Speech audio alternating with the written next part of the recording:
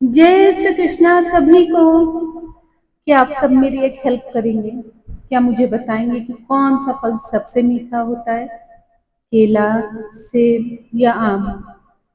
अच्छा चलिए पहले हम आज की कहानी सुनते हैं। एक युवक ने अपने जीवन में सफलता प्राप्त करने का दृढ़ संकल्प किया। कड़ी लगन और धैर्य के साथ उसने एमए तक की शिक्षा प्राप्त की। शिक्षा की समाप्ति के बाद उसने नौकरी खोजना प्रारंभ किया ताकि पारिवारिक जिम्मेदारी का निर्वाह हो सके। इतनी अच्छी शिक्षा प्राप्त करने के बाद भी यह उसका दुर्भाग्य ही था कि उसे कहीं काम नहीं मिला। नौकरी की तलाश में जगह जगह भटका, खूब प्रयास किए, किंतु हर स्थान से उसे निराशा ही प्राप्त होती थी। अच्छी बात यह थी कि युवक ने मात्र किताबी शिक्षा ग्रहण नहीं की थी, अपितु जीवन में धैर्य कैसे रखा जा सकता है, इसके भी सूत्र उसने गहराई से समझे थे।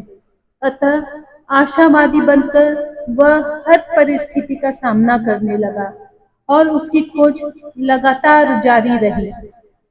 और इस कार्य में उसका आत्मविश्वास उसे बल देता था। फिर भी जहाँ चाह की इतनी उत्कृष्टता हो, वहाँ राह को भी सात समंदर पार करके आना पड़ता है। एक दिन वह काम की तलाश करता हुआ एक बंगले पर पहुंचा, जो बहुत बड़े व्यापारी का था। युवक ने सोचा कि इस व्यापारी के पास कई काम हो सकते हैं।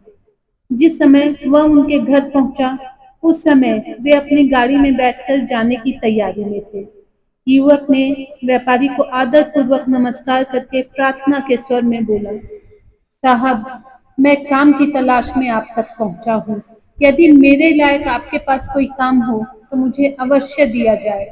मैं एमए पास हूँ।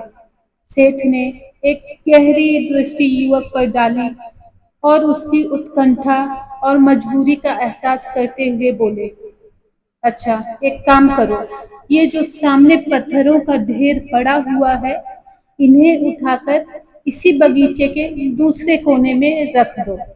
जब तुम्हारा कार्य पूर्ण हो जाए तब मुझसे ऑफिस में आकर मिलना। एक पल की भी देरी किए बिना वह युवक श्रम पूर्वक कार्य में जुट गया। एक एक करके उसने वे सारे पत्थर उठाने प्रारंभ कर दिए। बड़ी लगन और कड़ी मेहनत के साथ उसने व्यापारी द्वारा बताए गए स्थान पर वे सारे पत्थर रख दिए। लगभग 4 घंटे में उसका कार्य पूर्ण हो गया।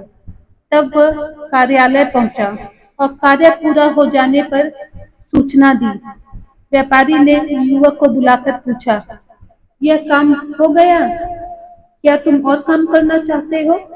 उसने विनम्र स्वर में कहा, जी, मैं काम करना चाहता हूँ। व्यापारी ने उसके साहस और धैर्य की परीक्षा लेने के लिए कहा, अब तुम उन पत्थरों को उसी स्थान पर रख दो जहाँ से तुम उठाए थे। व्यापारी का आदेश पाकर युवक पुनः व्यापारी के बंगले पर आया और पूरे उत्साह के साथ काम करने लग गया। उसका लक्ष्य मात्र एक निष्ठा से काम करना था। काम क्या है, कैसा है, इस ओर उसका तनिक भी ध्यान नहीं था। वह पूर्ण लगन के साथ कार्य में जुट गया। शाम तक वह काम पूरा हुआ और वह ऑफिस पहुंचा।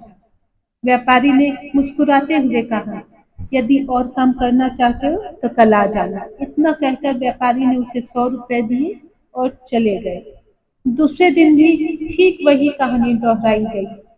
आज भी युवक को उन्होंने वही काम बताया और उसने उसी धीरज के साथ काम पूरा किया।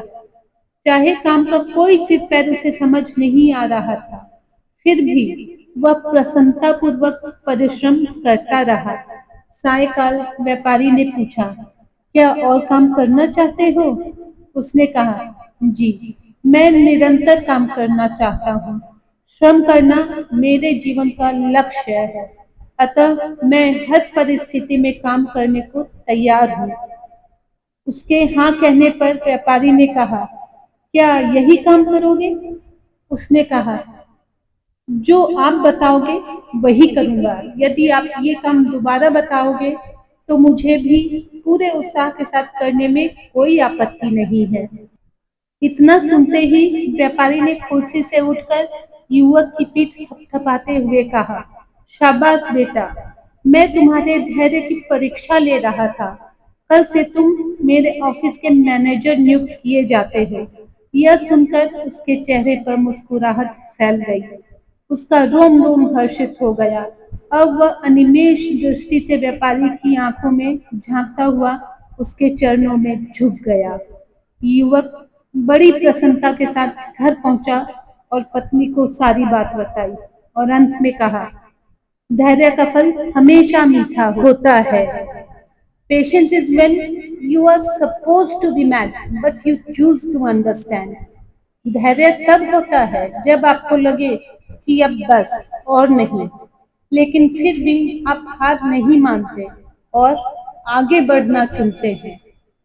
यही है धैर्य, जिसका फल सबसे मीठा होता है। विचार कीजिएगा। राधे राधे।